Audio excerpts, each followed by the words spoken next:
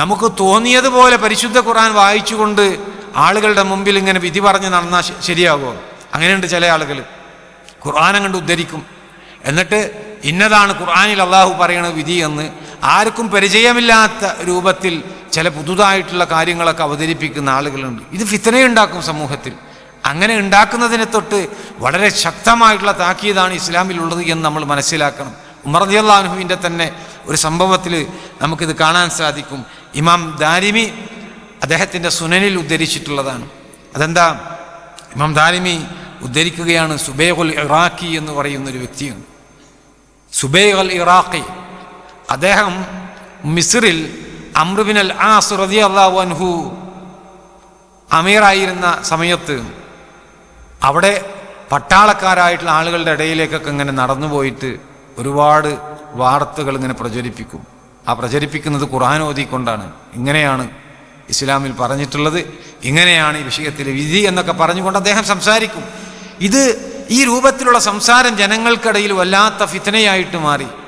ഈ കാര്യം അദ്ദേഹത്തിൻ്റെ ശ്രദ്ധയിലേക്ക് പെടുത്തിയപ്പോൾ അംർ ബിൻ അൽ ആസ് റളിയല്ലാഹു അൻഹു ഉമർ ബിൻ അൽ ഖത്താബ് റളിയല്ലാഹു അൻഹുവിന് ഒരു എഴുത്തയച്ചു. നമ്മുടെ നാട്ടിൽ ഈജിപ്തിൽ ഇങ്ങനെ ഒരു വ്യക്തിയുണ്ട്, സുബൈഖ് അൽ ഇറാഖി. വലിയ പ്രയാസമാണ് അദ്ദേഹം ഉണ്ടാക്കിക്കൊണ്ടിരിക്കുന്നത്. അതുകൊണ്ട് ഇദ്ദേഹത്തിൻ്റെ ഈ വിഷയത്തിൽ ഒരു തീർപ്പുണ്ടാക്കണമെന്ന് പറഞ്ഞു. ഉമർ റളിയല്ലാഹു അൻഹു സുബൈഖ് അൽ ഇറാഖിയെ മദീനയിലേക്ക് അയക്കാൻ പറഞ്ഞു. അങ്ങനെ സുബൈഖ് അൽ ഇറാഖി മദീനയിലേക്ക് എത്തിയപ്പോൾ ഉമർ റളിയല്ലാഹു അൻഹു അദ്ദേഹത്തിൻ്റെ മേൽ അടിശിക്ഷ നടപ്പിലാക്കി. ഓരോ ദിവസവും കൊണ്ടുവരും. എന്നിട്ട് അദ്ദേഹത്തിനെ പനയുടെ ഓലയില്ല, അതിൻ്റെ മടൽ കൊണ്ട് അടിക്കാൻ വേണ്ടിയിട്ട് നിശ്ചയിച്ചു. എല്ലാ ദിവസവും അദ്ദേഹത്തിന് അടി കിട്ടും, തിരിച്ചു വിടും, വീണ്ടും അടിക്കും, അദ്ദേഹത്തെ തിരിച്ചു വിടും. അങ്ങനെ അദ്ദേഹത്തിന് അത് അസഹ്യമായപ്പോൾ ഉമർ റളിയല്ലാഹു അൻഹുവിനെ വിളിച്ചുകൊണ്ട് പറഞ്ഞു, അമീറുൽ മുഅ്മിനീൻ, എൻ്റെ അസുഖം എന്താണ് എന്നുള്ളത് എനിക്ക് ബോധ്യപ്പെട്ടിട്ടുണ്ട്. ആ അസുഖം മാറുകയും ചെയ്തിട്ടുണ്ട്. എന്നെ വെറുതെ വിടണം എന്ന് പറഞ്ഞു. അങ്ങനെ ഉമർ റളിയല്ലാഹു അൻഹു അദ്ദേഹത്തിൻ്റെ മേലുള്ള ആ ശിക്ഷ നിർത്തലാക്കിയിട്ട് തിരിച്ച് മിസ്റിലേക്ക് അയക്കുകയാണ്. പക്ഷെ മിസ്റിലേക്ക് അയക്കുന്ന സന്ദർഭത്തിൽ ഉമർ റളിയല്ലാഹു അൻഹു അംർ ബിൻ അൽ ആസ് റളിയല്ലാഹു അൻഹുവിനോട് കൽപ്പിച്ചു, ആരും ഇദ്ദേഹവുമായിട്ട് ബന്ധം പുലർത്തരുത്. എല്ലാവരോടും ഇദ്ദേഹവുമായിട്ട് സംസാരിക്കുന്നതിനെ വിലക്കിക്കൊണ്ട് അമീറുൽ മുഅ്മിനീനിൻ്റെ ഉത്തരവ് നൽകുകയാണ്.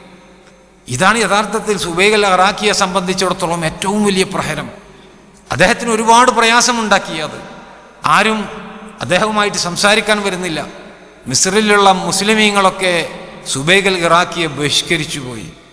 ആരും സംസാരിക്കാതെ തീർത്തും ഒറ്റപ്പെട്ടുകൊണ്ട് ഒരു സ്ഥലത്ത് നടക്കുക എന്ന് പറയുന്നതിൻ്റെ പ്രയാസം ഒന്ന് ആലോചിച്ച് നോക്കിയാണ്. അദ്ദേഹം അംർ ബിൻ ആസ് റളിയല്ലാഹു അൻഹു ഈ കൽപ്പന വളരെ ഗൗരവത്തോടു കൂടി നടപ്പിലാക്കിയപ്പോൾ അബൂ മുസൽ അശ്അരി റളിയല്ലാഹു അൻഹുവിൻ്റെ അടുക്കൽ പോയിട്ട് ഈ വിഷയത്തെ സംബന്ധിച്ച് സംസാരിച്ചു. എൻ്റെ ഈ വിഷയത്തിലുള്ള സംശയങ്ങളൊക്കെ നീങ്ങിപ്പോയിട്ടുണ്ട്. എന്നെ സംബന്ധിച്ചിടത്തോളം വ്യക്തമായിട്ടുണ്ട് കാര്യങ്ങൾ. അതുകൊണ്ട് എൻ്റെ അസുഖം മാറിയിട്ടുള്ളത് കൊണ്ട് തന്നെ ഈ വിഷയത്തിലുള്ള ബഹിഷ്കരണം ഒന്ന് എടുത്തൊഴിവാക്കി തരാൻ വേണ്ടി അവിടുന്ന് ശുപാർശ ചെയ്യണം അമീറുൽ മുഅ്മിനീനോട് എന്ന്. അബൂ മുസൽ അശ്അരി റളിയല്ലാഹു അൻഹു അദ്ദേഹത്തെ ശരിക്കും പഠിച്ചു. അദ്ദേഹം നന്നായിട്ടുണ്ട് എന്ന് ബോധ്യപ്പെട്ടതിൻ്റെ അടിസ്ഥാനത്തിൽ ഉമർ റളിയല്ലാഹു അൻഹുവിനെ എഴുത്തയച്ചു, ഈ ബഹിഷ്കരണം മാറ്റിക്കൊടുക്കാൻ പറഞ്ഞുകൊണ്ട്. അങ്ങനെ ഉമർ റളിയല്ലാഹു അൻഹു അത് സ്വീകരിച്ചു. എല്ലാ മുസ്ലിമീങ്ങളോടും അദ്ദേഹത്തോട് സംസാരിക്കാൻ വേണ്ടിയിട്ടുള്ള അനുവാദം നൽകി എന്നുള്ളതാണ് ചരിത്രം. സഹോദരങ്ങളെ, എത്ര സുബൈഖ് അൽ ഇറാഖിമാർ നമ്മുടെ നാട്ടിലുണ്ട്. നമ്മളൊക്കെ അതിൻ്റെ പുറകെ സ്വീകാര്യത നൽകിക്കൊണ്ട് പോവുകയാണ്. ശരിക്ക് ഉമർ റളിയല്ലാഹു അൻഹുവിനെ പോലെയുള്ള ഒരു ഭരണാധികാരി ഉണ്ട് എങ്കിൽ നല്ല ഒന്നാന്തരം അടിശിക്ഷ നടപ്പിലാക്കാനുള്ള വകുപ്പുള്ള മുസ്ലിമീങ്ങൾ, ആ അസുഖമുള്ള ആളുകൾ നമ്മുടെ നാട്ടിലുണ്ട്. പക്ഷേ ഇതൊരു ഇസ്ലാമിക ഭരണമുള്ള രാജ്യമല്ല. അതുപോലെ തന്നെ നമുക്ക് ഏതെങ്കിലും ഒരു വിഭാഗം ചേർന്നുകൊണ്ട് അങ്ങനെ ഒരു ശിക്ഷ നടപ്പിലാക്കാനും സാധ്യമല്ല. പക്ഷെ നമുക്ക് രണ്ടാമത് പറഞ്ഞ കാര്യം നമുക്ക് ചെയ്യാൻ സാധിക്കുന്ന ഒരു വിഷയമാണ്. ഇതിനെ പ്രോത്സാഹിപ്പിക്കാതിരിക്കുക എന്നുള്ളത്. നമ്മുടെ നാട്ടിൽ ഇത്തരം ഫിത്തനകളൊക്കെ പ്രചരിപ്പിക്കുന്ന ആളുകളുണ്ട് എങ്കിൽ അത്തരം ഫിത്തനകൾ പ്രചരിപ്പിക്കുന്ന ആളുകളുടെ സംഭാഷണങ്ങളൊന്നും നമ്മൾ പ്രചരിപ്പിക്കരുത്. ഇത് കേട്ടോ, ഇത് കണ്ടോ എന്നൊക്കെ ചോദിച്ചുകൊണ്ട് സോഷ്യൽ മീഡിയ ഉപയോഗപ്പെടുത്തുന്ന ആളുകൾ ശ്രദ്ധിക്കേണ്ട വിഷയമാണ്. അതൊക്കെ നമ്മളായിട്ടൊരു പ്രചരണം കൊടുക്കുന്ന ഒരവസ്ഥ ഉണ്ടാകരുത്. ഈ വിഷയത്തിൽ അങ്ങനെ മുസ്ലിം സമൂഹത്തിന് വിശ്വാസമുള്ള അഖീദയുള്ള ശരിയായ നിലപാട് സ്വീകരിച്ചിട്ടുള്ള മുസ്ലിമീങ്ങൾ അങ്ങനെയുള്ള നിലപാടാണ് സ്വീകരിക്കേണ്ടത്. ഇവരെയൊക്കെ ഒറ്റപ്പെടുത്താൻ നമുക്ക് സാധിക്കണമെന്നുള്ളതാണ്. അതിന് പ്രോത്സാഹനങ്ങൾ നൽകാൻ പാടില്ല. ഈ വിഷയം നമ്മൾ മനസ്സിലാക്കുമ്പോൾ ഇത് ജഹാലത്ത് കൊണ്ടാണ് ഇങ്ങനെ ഒരു രീതി എന്നുള്ളതാണ്. ഖുർആൻ പഠിച്ചുകൊണ്ട് ജഹാലത്ത് കൊണ്ടാണോ ഇങ്ങനെ ഒരു രീതി അയാൾ സ്വീകരിച്ചിട്ടുള്ളത്? അല്ല, അയാൾ മനഃപൂർവ്വമായിരുന്നു അത് ചെയ്തത്. ഖുർആൻ ഓതിക്കൊണ്ടാണ് അയാൾ അത് ചെയ്തത്. എന്നാൽ ചില ആളുകളുണ്ട്, അവർ ഇസ്ലാമിനെ കുറിച്ച് വലിയ അറിവൊന്നും ഉണ്ടാവില്ല, പക്ഷേ ഇസ്ലാമികമായിട്ടുള്ള കാര്യങ്ങൾ അത് പഠിപ്പിക്കുന്ന പണ്ഡിതന്മാരെ കുറിച്ചൊക്കെ അളന്നുകൊണ്ട് ഓരോ പണ്ഡിതന്മാരെയും ആക്ഷേപിച്ചുകൊണ്ട് സംസാരിക്കുന്ന ചില ആളുകൾ നമുക്ക് കാണാം. അവരിത് ആക്ഷേപിക്കുന്നത് വല്ലതും പഠിച്ചിട്ടാണോ? ഖുർആൻ പഠിച്ചിട്ടാണോ? അല്ല. ഹദീസുകൾ പഠിച്ചിട്ടാണോ? അല്ല. പിന്നെ എങ്ങനെയാണ് ഇവർ ഈ രൂപത്തിലൊക്കെ സംസാരിക്കുന്നത്? അവിടെയും നമുക്ക് ഉമർ റളിയല്ലാഹു അൻഹുവിൽ നിന്നൊരു മാതൃക കാണാം.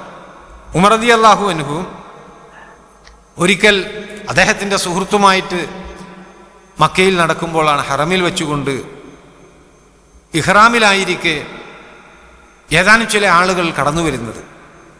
അവർ ഉമർ റളിയല്ലാഹു അൻഹുവിനോട് ചോദിക്കുകയാണ് ഒരു സംശയം. ഞങ്ങൾ ഇഹ്റാമിലായിരിക്കെ ഒരു വേട്ടമൃഗത്തെ പിടികൂടി, അത് എന്താണ് അതിനുള്ള പ്രായശ്ചിത്തമെന്നാണ് ചോദിക്കുന്നത്. ഉംറയിലേക്ക് നിയ്യത്താക്കിക്കൊണ്ട് ഇഹ്റാമിൽ പ്രവേശിച്ച സത്യവിശ്വാസികളായിട്ടുള്ള ആളുകളെ സംബന്ധിച്ചിടത്തോളം അവർക്ക് ഉരുവിനെ വേട്ടയാടി പിടിക്കാൻ പാടില്ല, അത് ഹറാമാണ്. ഇനി അഥവാ അങ്ങനെ പിടിച്ചാൽ എന്താണ് അതിന് പ്രായശ്ചിത്തം? ഈ ചോദ്യമാണ് ഉമർ റളിയല്ലാഹു അൻഹുവിനോട് ചോദിക്കുന്നത്. ഉമർ റളിയല്ലാഹു അൻഹു തൻ്റെ കൂടെയുള്ള ആളെ വിളിച്ചിട്ട് പറഞ്ഞു, വരൂ നമുക്ക് ഈ വിഷയം ചർച്ച ചെയ്യാം എന്ന് പറഞ്ഞുകൊണ്ട് കൂടെ കൊണ്ടുപോയി. അന്നേരം ആ സംശയം ചോദിക്കാൻ വന്ന ആളുകളിൽപ്പെട്ട അതിൽ കൂട്ടത്തിൽപ്പെട്ട ഒരാൾ അദ്ദേഹം ഉറക്കെ പറയാണ് തൻ്റെ കൂട്ടുകാരായിട്ടുള്ള ആളുകളോട്, ഈ വിഷയത്തെക്കുറിച്ച് നമുക്ക് അറിയാത്തത് കൊണ്ടാണ് ഉമറിനോട് ഇത് ചോദിക്കാൻ വേണ്ടി വന്നത്. ഉമറിന് ഇത് അറിയാത്തത് കൊണ്ട് ഉമർ വേറെ ആളും വിളിച്ചിട്ട് അങ്ങോട്ട് പോയി എന്ന് ഉമർ റളിയല്ലാഹു അൻഹുവിൻ്റെ ഇൽമിനെ അളന്നുകൊണ്ട് സംസാരിക്കുകയാണ്. ഉമർ റളിയല്ലാഹു അൻഹുവിനെ ഒന്ന് ഇകഴ്ത്തിക്കൊണ്ട് അദ്ദേഹം സംസാരിക്കുകയാണ്. ആ സമയം ഉമർ റളിയല്ലാഹു അൻഹു ഈ വിഷയം കേട്ടു, ശ്രദ്ധയിൽപ്പെട്ടു ഈ സംസാരം. ഉമർ റളിയല്ലാഹു അൻഹു തിരിച്ചു വന്നുകൊണ്ട് ആ വ്യക്തിയോട് ചോദിച്ചു, നിങ്ങൾ സൂറത്തുൽ മാഇദ വായിച്ചിട്ടുണ്ടോ എന്ന്. ആ വ്യക്തി പറഞ്ഞു, ഇല്ല, ഞാൻ വായിച്ചിട്ടില്ല എന്ന് പറഞ്ഞു. അന്നേരം ഉമർ റളിയല്ലാഹു അൻഹു സൂറത്തുൽ മാഇദയിലെ ഈ വിഷയസംബന്ധമായിട്ടുള്ള സൂക്തം ഓതി കേൾപ്പിച്ചു. എന്താണ് അതിൽ പറയുന്നത്? അല്ലാഹു സുബ്ഹാനഹു വ തആല പറയാണ്, ആരെങ്കിലും ഇഹ്റാമിലായിരിക്കെ ഒരു ഉരുവിനെ വേട്ടയാടി പിടിച്ചിട്ടുണ്ട് എങ്കിൽ അതിന് പകരമായിക്കൊണ്ട് പ്രായശ്ചിത്തമായിക്കൊണ്ട് മറ്റൊരു ഉരുവിനെ എന്ത് ചെയ്യണം? ബലിയറക്കണം. പക്ഷെ അതിൻ്റെ വില നിശ്ചയിക്കേണ്ടത്, അതായത് പിടിച്ച ഉരുവിൻ്റെ വില നിശ്ചയിച്ചുകൊണ്ട് ആ വിലക്കുള്ള ഒരു ഉരുവിനെ വാങ്ങിയിട്ടാണ് ബലിയറക്കേണ്ടത്. ആ വില നിശ്ചയിക്കേണ്ടത് ആരാ? രണ്ടാളുകളാണ്. ഒറ്റക്ക് നിശ്ചയിച്ചാൽ പറ്റൂല. അവിടെ പിടിച്ച ആ ഉരുവിൻ്റെ തുക എത്രയാണ് എന്നുള്ളത് നിശ്ചയിച്ച് തത്തുല്യമായിട്ടുള്ള തുകക്കുള്ള മറ്റൊരു ഉരുവിനെ വാങ്ങി അതിനെ അറുക്കണം എന്നുള്ളതാണ് അല്ലാഹു സുബ്ഹാനഹു വ തആല ആവശ്യപ്പെടുന്നത് പ്രായശ്ചിത്തമായി. അപ്പോൾ ഈ ഒരു വിഷയത്തെക്കുറിച്ച് ചർച്ച ചെയ്യാൻ വേണ്ടിയിട്ടാണ് അവർ പിടിച്ച ഉരുവ്, ആ ഉരുവിന് എത്ര വില കാണും എന്നുള്ളത് ചർച്ച ചെയ്യാൻ മറ്റൊരു വിശ്വാസിയെയും കൂടി കൂട്ടിക്കൊണ്ടുപോവുകയാണ് ഉമർ റളിയല്ലാഹു അൻഹു ചെയ്തിട്ടുള്ളത്. ഞാൻ കൂടെ കൊണ്ടുപോയിട്ടുള്ള ആ വ്യക്തി ആരാണ് എന്ന് നിങ്ങൾക്കറിയൂ എന്ന് ചോദിച്ചു. പുതുതായി ഇസ്ലാം സ്വീകരിച്ചു വന്ന ആളുകളാണല്ലോ. അവർ പറഞ്ഞു അറിയില്ല എന്ന്. അത് അബ്ദുറഹ്മാൻ ബിൻ ഔഫ് ആണ് എന്ന് ഉമർ റളിയല്ലാഹു അൻഹു പറയാം. അപ്പം ആലോചിച്ച് നോക്കിയേ, അശറത്തുൽ മുബശ്ശരീനിൽപ്പെട്ട രണ്ടാളുകളാണ് അത്. ഉമർ ബിൻ അൽ ഖത്താബ് റളിയല്ലാഹു അൻഹുവും അതുപോലെ തന്നെ അബ്ദുറഹ്മാൻ ബിൻ ഔഫ് റളിയല്ലാഹു അൻഹു, ഇവർ രണ്ടുപേരും കൂടി ചർച്ച ചെയ്ത് അതിൻ്റെ വില എത്രയാണ് എന്നുള്ളത് നോക്കാൻ പോകുമ്പോഴേക്കും കാര്യമെന്താണ് എന്നറിയാതെ വേറെ ആളുകൾ അവരെക്കുറിച്ച് ആക്ഷേപിച്ചുകൊണ്ട് സംസാരിക്കുക. എന്തറിവാണ് അവർക്കുള്ളത്? ഈ വിഷയത്തിൽ അറിയാത്തത് കൊണ്ട് നമ്മൾ ചോദിച്ചതല്ലേ, അവർക്കൊരു ഇൽമില്ല. ഇങ്ങനെയൊക്കെ ആളുകളെ അളന്നുകൊണ്ട് സംസാരിക്കുന്ന വിഭാഗം, ഇങ്ങനെയുള്ള ആളുകളെയും നമുക്ക് കാണാൻ സാധിക്കും. എന്താണ് ഉമർ റളിയല്ലാഹു അൻഹു അവരോട് പറഞ്ഞത്? ഉമർ റളിയല്ലാഹു അൻഹു അവരോട് പറഞ്ഞത്, നിങ്ങൾ സൂറത്തുൽ മാഇദ വായിക്കുകയും ഇത് സംബന്ധമായിട്ടുള്ള ഒരു ധാരണ അവർക്ക് ഉണ്ടാവുകയും ചെയ്തിട്ടുണ്ട് എങ്കിൽ, അല്ലാഹുവിൻ്റെ ഗ്രന്ഥം വായിച്ച് സൂറത്തുൽ മാഇദ നിങ്ങൾ വായിക്കുകയും ചെയ്തിട്ടുണ്ട് എങ്കിൽ ഇന്ന ശിക്ഷകൾ നിന്റെ മേൽ ഞാൻ ഏൽപ്പിക്കുമായിരുന്നു എന്ന ഉമർ റളിയല്ലാഹു അൻഹു പറഞ്ഞത്. അപ്പോൾ നോക്കിയ സഹോദരങ്ങളെ, ഈ രണ്ട് വിഷയങ്ങളും തമ്മിലുള്ള അന്തരം നമ്മളൊന്ന് ആലോചിച്ച് നോക്കിയേ. സുബൈഹ് അൽ ഇറാഖിയുടെ വിഷയത്തിൽ ഒരു ശിക്ഷാ നടപടി സ്വീകരിക്കുകയാണ് ഉമർ റളിയല്ലാഹു അൻഹു ചെയ്തത്. കാരണം എന്താ? പരിശുദ്ധ ഖുർആൻ വായിച്ചിട്ടുള്ള വ്യക്തിയാണ്, പരിശുദ്ധ ഖുർആനിനെ കുറിച്ച് അറിവുണ്ട്.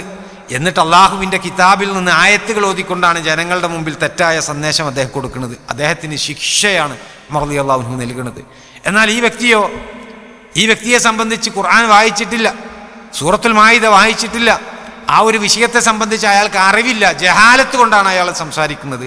ജഹാലത്തായതുകൊണ്ട് വിട്ടുവീഴ്ച ചെയ്തു കൊടുത്തു. പക്ഷേ അദ്ദേഹത്തിന് താക്കീത് നൽകുകയാണ് ഉമർ റളിയല്ലാഹു അൻഹു ചെയ്തത്. ഇത് രണ്ടും തമ്മിൽ വ്യത്യാസമുണ്ട് എന്നർത്ഥം.